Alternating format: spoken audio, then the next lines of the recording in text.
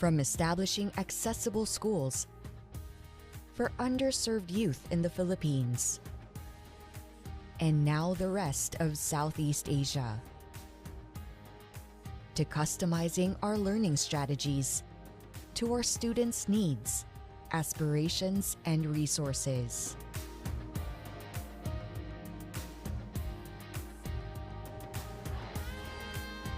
To ensuring sustainable operations across our campuses.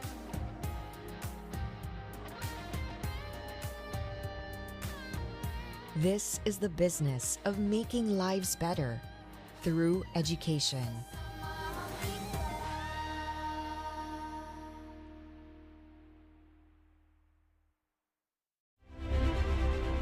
At FINMA, we are putting synergy to work.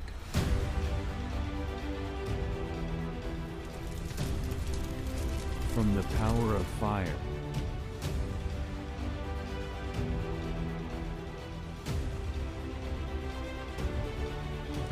from the power of earth,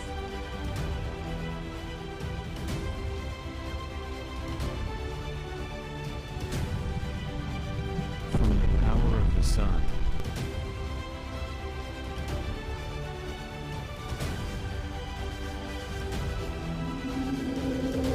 from the power of air, comes the power of one.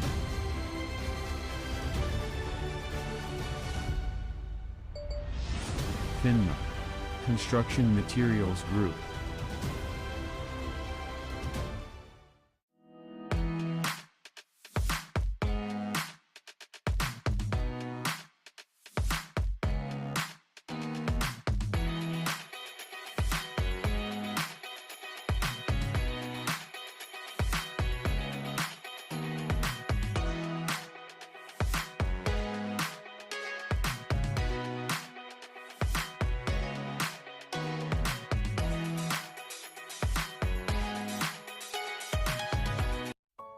Saludad is the name we've given our first township project in Bacolod. It is a note of welcome.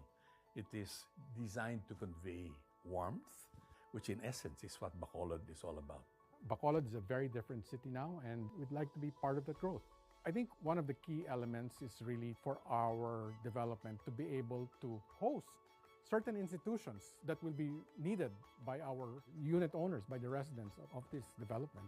The best of FINMA will be in Saludad. It is not just a place for living. It is a place where we will also bring one of our prime schools, SWU FINMA, which will bring its medical capabilities and medical services. And of course, our Trip Hotel will also be there. Partners are always important to FINMA. The main element we look for in our partners is that we share a common vision. The story behind everything came from our dad. So he had this draftsman develop a picture of his idea. And when FINMA actually saw it, they wanted to be part of that and grow it further, elevate that drawing. Bacolod Nons are known for Aton Ini. Aton means our own. So it is our heritage, it is our culture here in Bacolod that we embrace everyone, making it Aton Ini. Saludad is a development that we're looking forward to. And what FINMA is trying to do together with the Puente Vellas is that to identify who the Bacolodnons are. So we envision this development with FINMA to welcome everybody. Our vision for Saludad is it's a place where people not only live, but it's a place where they can thrive. It also offers an area for businesses to grow. This development, this master plan respects the givens of the site, the beautiful mountains, horizon, and the ocean. We coined this practical luxury because for us, it's really the roadmap to a modern Philippines. FINMA development will be a ripple to the entire Negros to be the catalyst of what is the modern Negrense architecture. We're also trying to capture the essence of what Bacolod is all about. And that is meant to be captured in the design of the project, colors, the spirit, the excitement. And we're hoping that it will be a very distinctive area where people will want to come because it will give them a sense of relaxation and joy and happiness.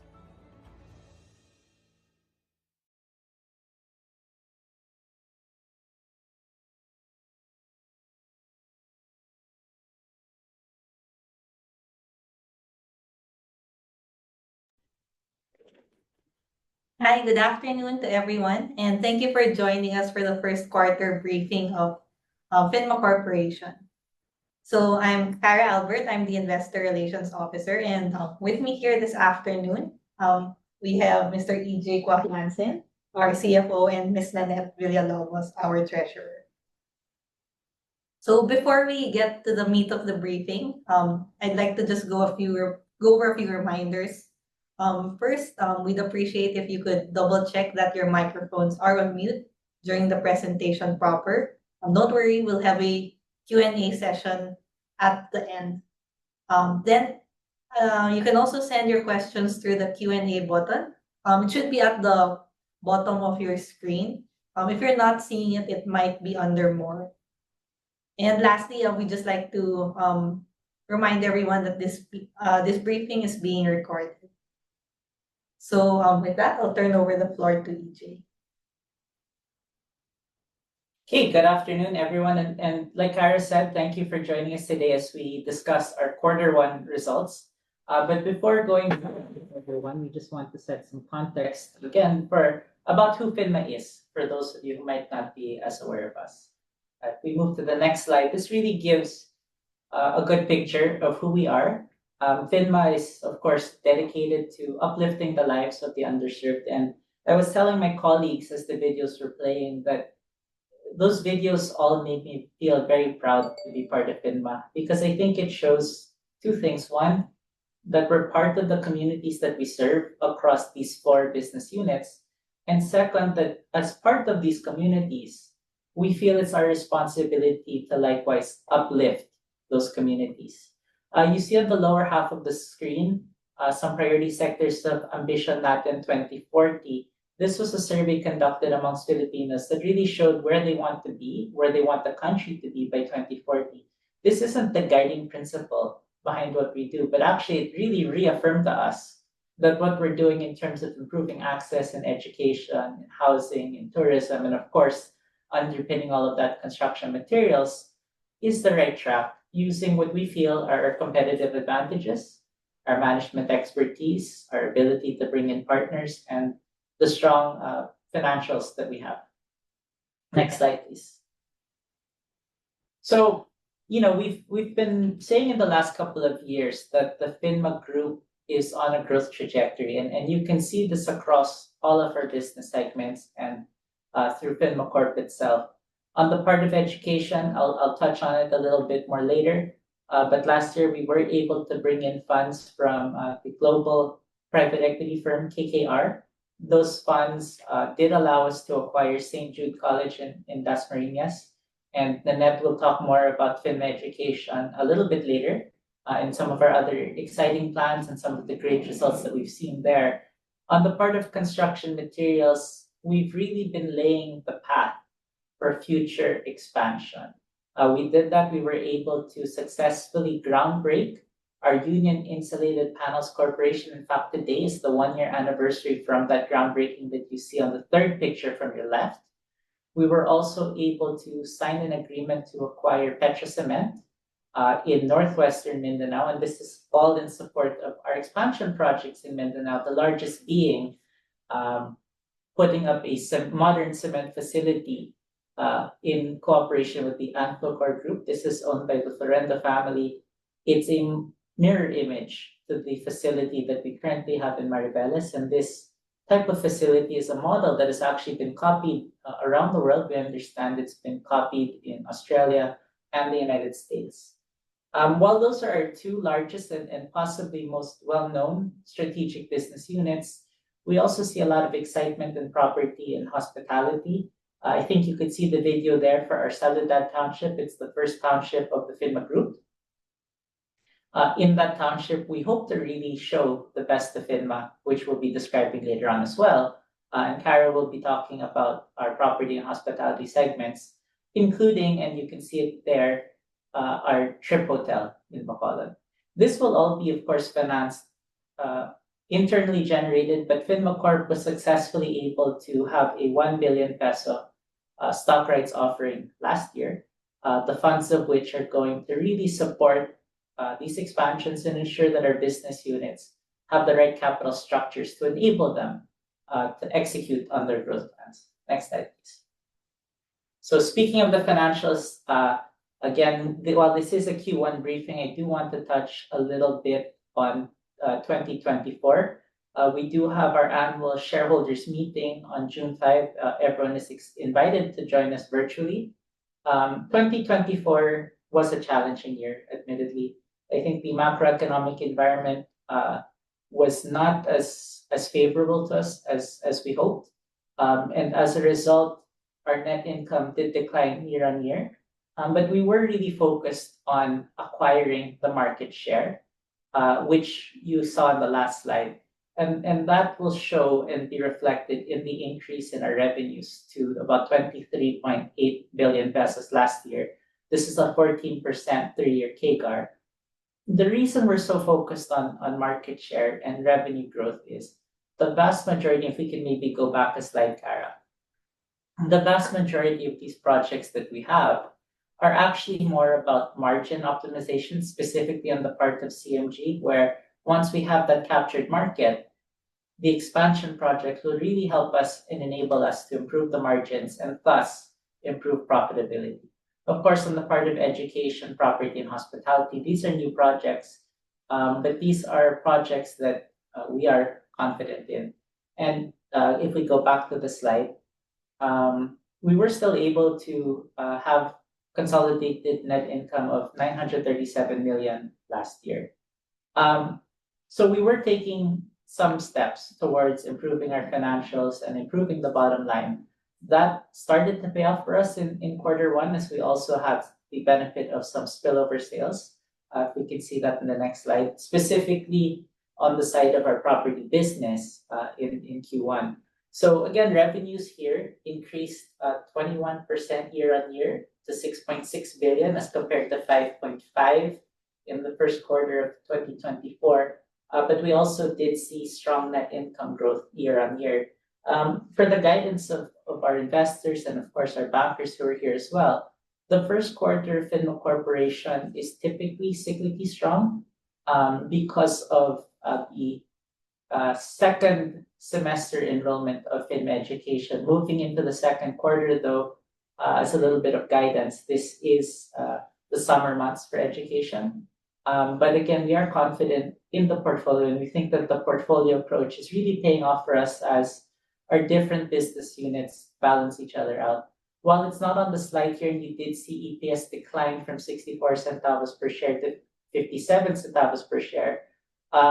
This is largely because of the stock rights offering, which increased our share holdings to about 330 million shares from 286 million shares. So if we look at core net income per share, that increased from 50 centavos per share to 70 centavos per share, and that takes out the effect of one-offs and things like foreign exchange. Next slide, please. So as mentioned, we do have a strong balance sheet, and that actually strengthened last year as a result of the stock rights offering as well as the KKR investment, which on a consolidated basis significantly increased our equity account up to about 16 billion last year from 9.7 billion in 2023, and that further increased in the first quarter of this year. Moving forward, we're looking to continue to strengthen the balance sheet. I think given the macroeconomic outlook, it's prudent for us to really look at our debt and see how we want to finance our projects, reevaluate our hurdle rates to ensure that we return value to our shareholders and, of course, to our lenders. You will see on the screen that our current ratio on a consolidated basis is below 1, but we do have strong cash generation with DSCR of 1.33 in 2024 and 1.6 in the first quarter. This is really the result of a strategic decision that we made as a group to manage our interest rates by refinancing maturing debt on a short-term basis rather than long-term, as our view was that interest rates would go down this year. That has paid off for us already, as interest rates have come down by about 20 basis points across the levels that we're looking at. And as a result, we're starting to lock in a little bit on the longer term, although we are negotiating for some flexibility in case there's further reductions in interest rates. So we do look at the interest rate environment very closely, as well as foreign exchange and other factors that could impact our financing for our businesses. So just a little bit more detailed overview, and again, the operational highlights will be covered in the subsequent segments. Again, in the first quarter, we did see the strong contribution of FinMA Education, which continued to lead our growth. Our retention rate of 89% was higher than the 81% it was in the previous school year. Retention and completion have become increasingly strong focus areas for our education business for two perspectives. One, the cost of retention is lower than the cost of acquisition. But secondly, from a mission perspective, if we already have our students in our system, we want to make sure that they're able to graduate from the system and that they'll be able to do well in their board exams. Then that will give you a very good example. And of course, get good jobs, because that's really what's going to uplift their lives and that of their family. On the construction materials side, strong revenue growth, again, as we look to expand our market share. But in advance of those expansions, we did have higher operational and interest expenses. We are working towards managing the margins. I'll talk about that in the next section on construction materials. In properties and hospitality, again, there's some cyclicality to this. We will see the property segment recover as our percentage of completion increases through the year. But the loss in the first quarter was 95 million last year, and it's shrunk to 77 million this year. In terms of our hospitality, we were able to increase average room rates while our occupancy levels were largely sustained. So we have been keeping a close look on RevPAR. Next slide, please. So with that, I'll move on to our construction materials group, which has really been the largest driver of FINMA Corp's revenue growth for the past few years. In the first quarter of the year, for our two legacy businesses there, Union Galvez Steel and PhilCement, we did see higher sales volume. But more than that, again, as I mentioned earlier, we've prepared the way with a lot of groundbreaking in the first quarter and, of course, the start of construction in UIPC. In fact, these pictures are already updated as we're starting to see structures on both sides. These are really important to us, I think, in particular, UIPC. It is our first entry into insulated panels. We intend to bring in or manufacture higher quality, yet lower or competitive costing panels that will improve energy efficiency. And this is a key input into the cold storage segment. As the country continues to grow its cold storage, and the cold storage growth in the Philippines, while being high, is still lower than that of regional peers, we think it's important for us to be able to supply them with the right kind of panels. And we're looking at other solutions through UGC and UIPC that can improve the sustainability while also, of course, being good business solutions. In terms of the in terms of the cement facility in Davao, I think it highlights the importance of the partnership we have with the Florenda family. This was a partnership that first started with our hospitality business. They own two full franchise hotels through Microtel.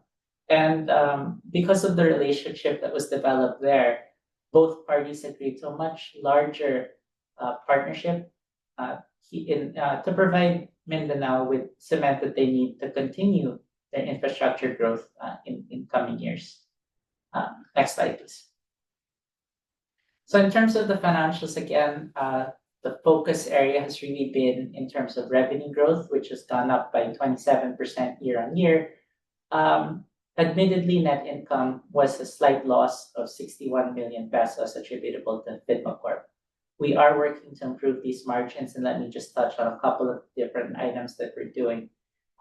In terms of our input costs, we are benefiting from a stronger peso and a weaker dollar because we do import raw materials from abroad. We're looking at other supply sources that are still maintaining the same quality and the same reliability to our customers, but that can decrease our costs, while also looking at logistics costs and negotiating with suppliers. And that's more on the gross margin side. In terms of the OPEX side, while we have been growing for expansion, we're also looking at different areas that we can rationalize that. And so that's largely what we're doing in construction materials. To the extent that we can improve efficiency and improve production through the use of technology, we're also employing those. But again, the focus for that will be in terms of growing volume and growing market in advance of 2026 and 2027. So with that, and I'll be happy to answer more questions on what I presented later on, I'll turn it over to Nanette to talk about FinMeducation. Thank you so much, EJ, and a pleasant afternoon to everyone. So I am pleased to report that FinMeducation continues to deliver strong and purposeful growth guided by our unwavering commitment to make lives better through accessible and quality education. Our first quarter results reflect the momentum we have built over the years. As you can see in this chart, for the school year 24-25, our enrollment numbers have reached 163,854. That is 12% improvement from last year. And actually, after the acquisition of St. Jude College in Dasmariñas, Cavite, which EJ mentioned earlier, our enrollment numbers now stood at 167,000. This marks, while this marks significant improvement in our growth trajectory, this also means that this also a testament to the strength of our program offering, as well as the growing trust of the Filipino families in FinMeducation. Now, this enrollment, you can see in the next slide, will be translated into financial results. In the first quarter, our revenue stood at 2.1 billion pesos. This is a 12% improvement from the same period last year, and our CAGR is growing at 28% over the last 3 years. The net income attributable to PHN improved by 18% year on year, with 3-year CAGR of 69%.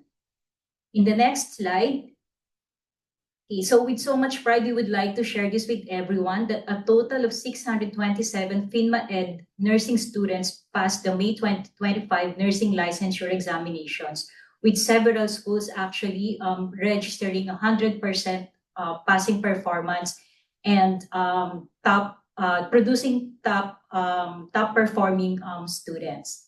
So our North Stars are our students. So they are the students drive our inspirations and our strategies, as well as our innovations. So every decision that we make is anchored on the making the lives of our learners better, as well as their families.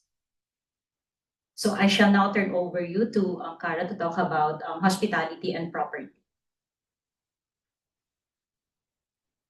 Okay, so hello again to everyone. I'll start off with talking about the property sector. And I think as many of you might already know, this is a sector that as a whole has really faced a challenging period over the past year, and will probably continue to face challenges in the near term. A significant driver of that being the oversupply, especially in Metro Manila. But we've noted that residential demand continues to grow in other regions such as Calabarzon, Central Luzon, Visayas, and Mindanao, which is why the more recent projects of PPHC are targeting the demand in these areas that are seen really as the next wave cities, or where there's a rising urban population. So some of these projects, as you can see on the left-hand side of the screen, include FinmaMaayo, which is in San Jose, Batangas, and Tugbok in Davao. Then we also have Uniplace in Cebu, which is a mid-rise condo in the SWU area. And then, of course, we have the township in Bacolod. Now, not to be left behind, hospitality also has a few things in the works.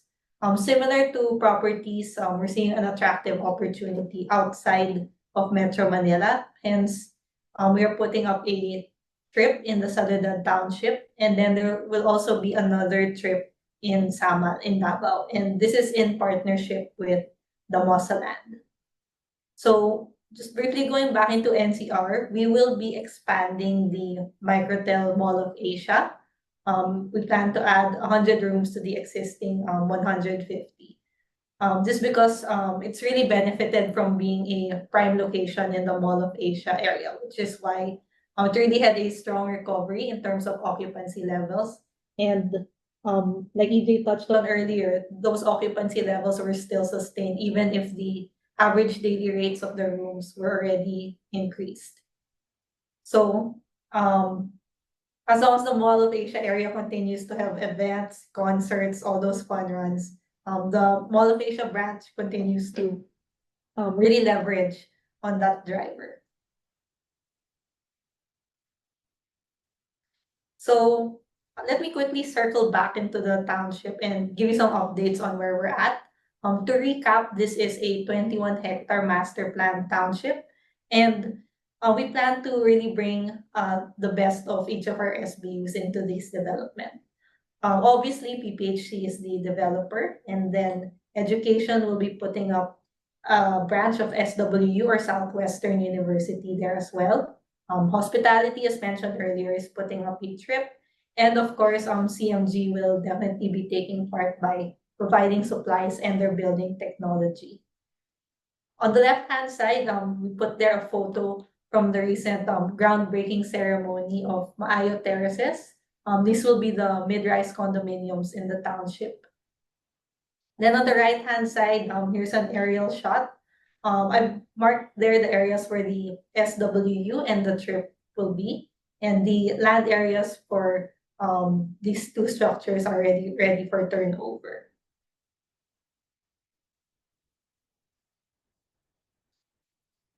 So let me move on to the financials. Starting off with Finmo Property, they did manage to grow its revenues in the first quarter to 412 million. This is a mix of new sales as well as some carryover sales from 2024. And though it did see a net loss of 101 million in the first quarter, it is narrower compared to the 136 million in the first quarter of 2024. But we believe that these unbooked revenues will gradually be recognized as construction progresses in the different projects. Now, as for hospitality, revenues and net income did take a dip in the first quarter, though the tourism and hospitality sector did see a softer first quarter given a slowdown in international arrivals. But again, as mentioned earlier, Finmo Hospitality's chain-wide occupancy has really been resilient, even as the average daily rates were increased. And we continue to see strong demand from the leisure sector and from corporate segments.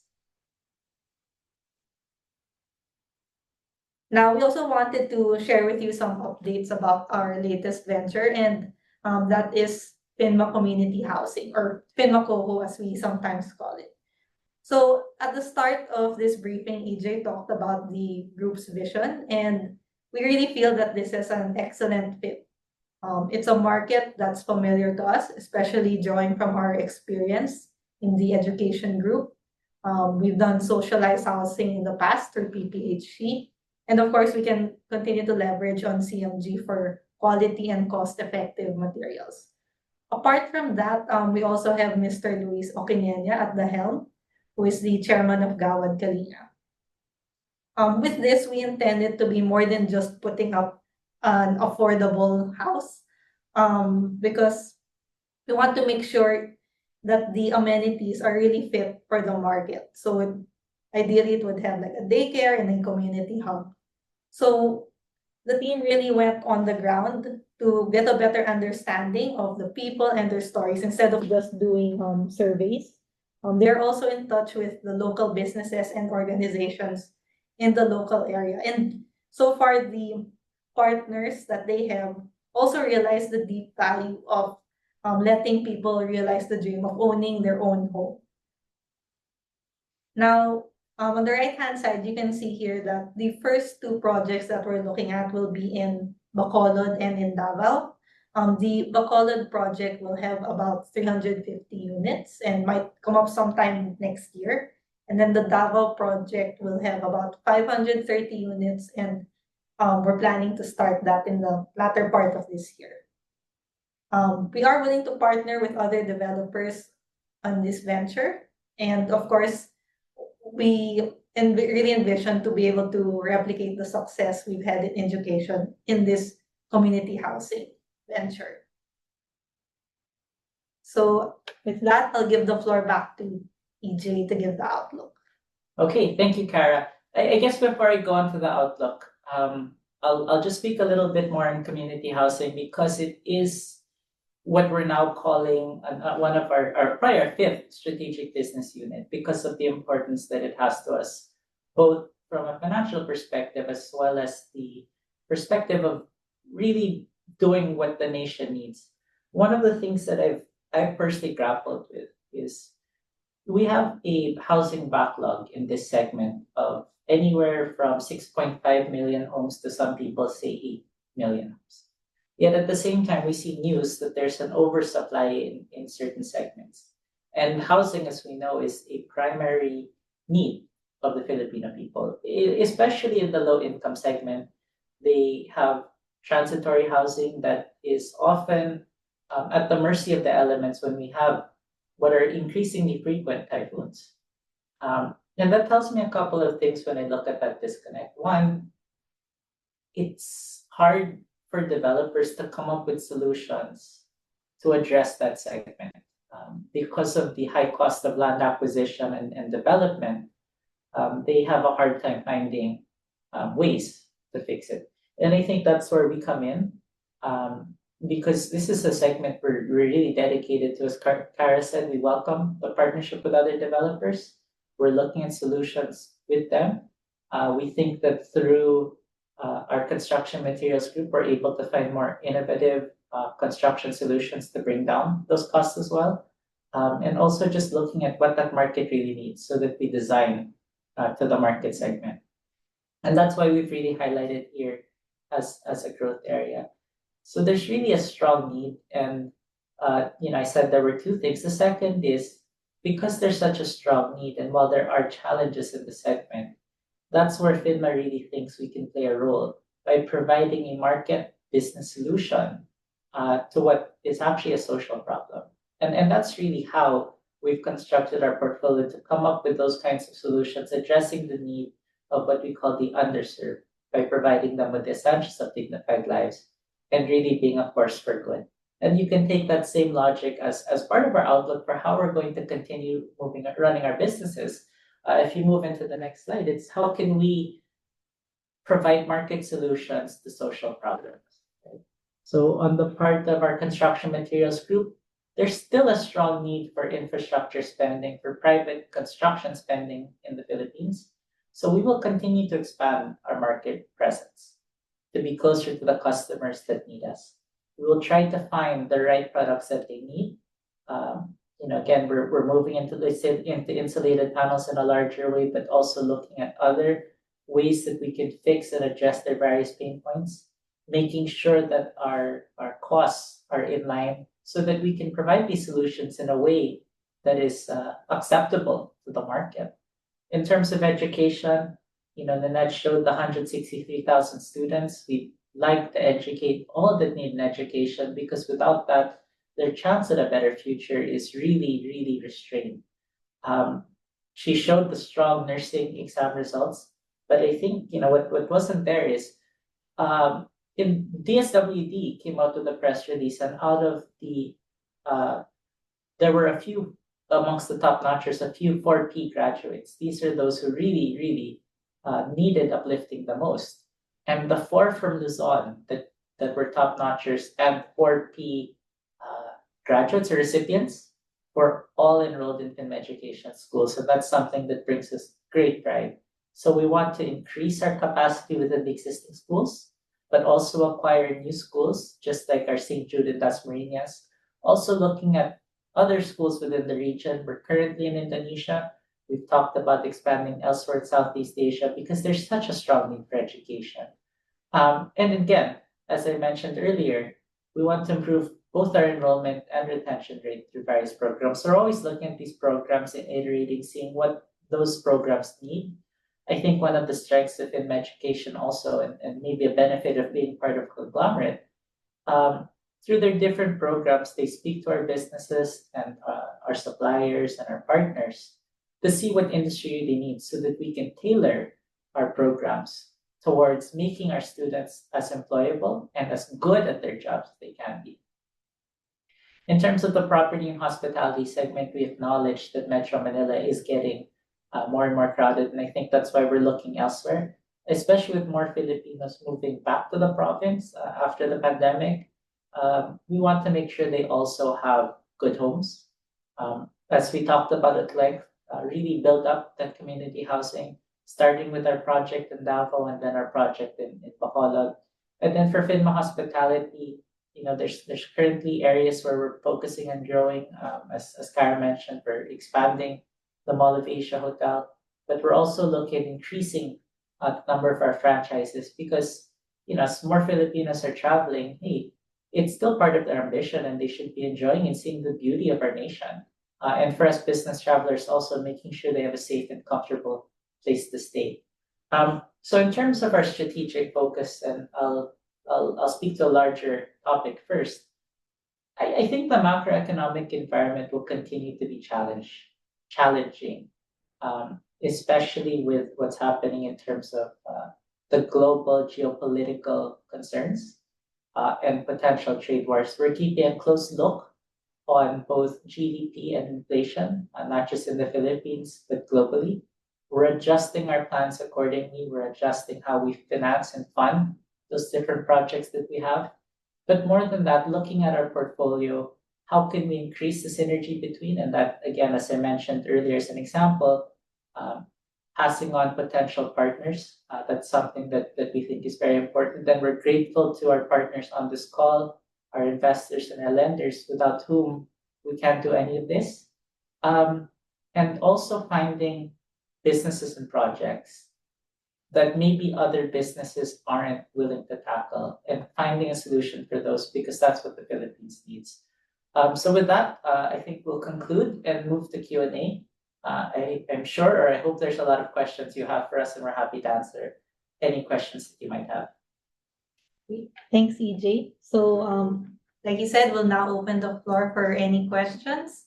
You can send it through the chat box or through the Q&A button, or if you'd like, you can raise your hand and then we'll call you so you can unmute yourself and raise the question.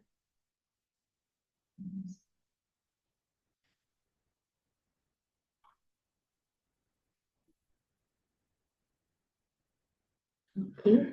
I think we can start off first with some of the questions that were sent ahead of the briefing. I think we'll throw this one first to Ms. Nanette on education.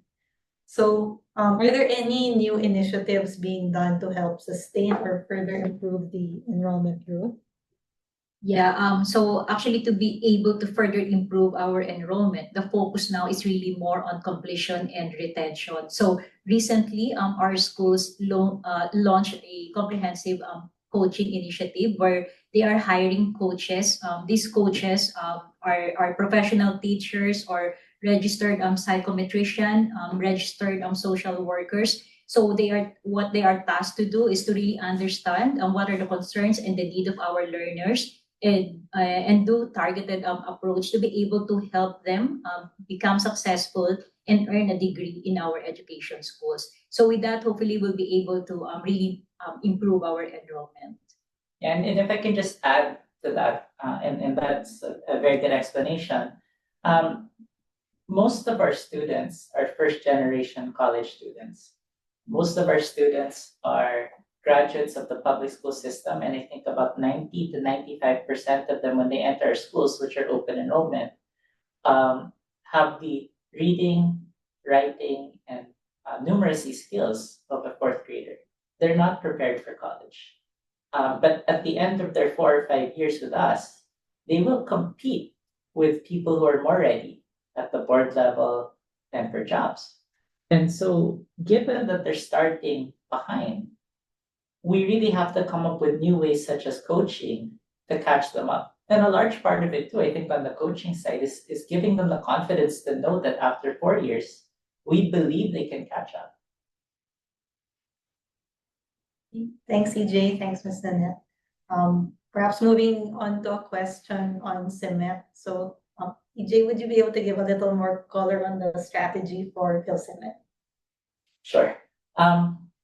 If you look at the cement business, a large part of, well, our customers need a reliable supply. And I think a large part of the cost to our customers is in terms of the distribution cost. So the closer that we can get to our customers, the more that we can reduce those costs. That's a way that we can better address their needs. Secondly, in terms of the quality of the cement that we have, it's very strong. We're very proud of the quality, so we are reliable. But there are multiple applications they can do with our cement and hopefully use less cement to generate the same level of results as they construct their buildings and their roads. So I think that's a large part of it, expanding presence in maybe areas where there's a shortage of supply. And that's why for us, Mindanao is a crucial area for expansion. And we're very fortunate to have, the Florenda family as partners. And by the way, they're also going to be the owners of the full franchise Condotel in Triptama. So, moving on to a question on hospitality. You want to take that one, EJ? You can ask yourself. Okay, I can answer this one. So, this is on what strategies does the hospitality group have for attracting and I guess sustaining their occupancy. So again, like I mentioned earlier, especially in the Mall of Asia area, they really leverage on the events happening around. So given that there's recently been a lot of concerts, runs, even conventions, which I'm sure a lot of you have noticed. I believe they usually arrange special packages and shuttles to make it convenient for guests who are attending these events. And of course, the hotels also leverage on different booking platforms like Goda, Expedia, and Booking.com. Yeah, so over Holy Week, I did Visita Iglesia with my family, and we were doing it in Manila, and we stopped by Trip for lunch, and they told us at Trip that they had arranged for free tours, free Visita Iglesia for their guests. They had in fact 2 different trips scheduled, so that the guests that were staying there, because Mall of Asia was closed, could actually do Visita Iglesia. And it's such a nice service that they provide. And it really, the tagline of Trip is the power of the city, and it really gave access to Manila to their guests to the point that my mom has already reserved for next year. Yeah, and actually, because of the very good take-up of the guests, we are expanding our property in MOA, the Coralway MOA. So we're adding more rooms to be able to accommodate the increasing number of our guests. Thanks, EJ. Thanks, Ms. Net. Is there any other questions from our audience?